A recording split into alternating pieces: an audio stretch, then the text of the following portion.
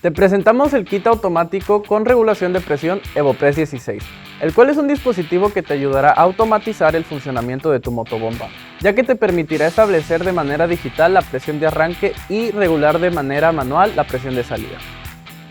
Este equipo se instala siempre a la salida de la motobomba en serie y siempre en vertical. Cuenta con un voltaje dual de entrada y salida de 127 y 230 volts monofásicos y puede controlar motobombas que consuman hasta 16 amperes. De ahí su nombre EvoPress 16.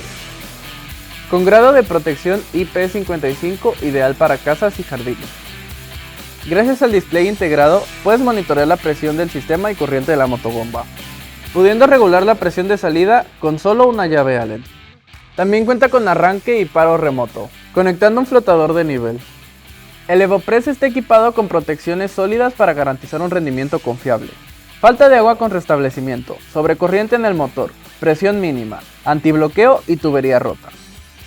Cada función está diseñada para garantizar que tu sistema funcione de manera segura y eficiente, llevando el kit automático al siguiente nivel.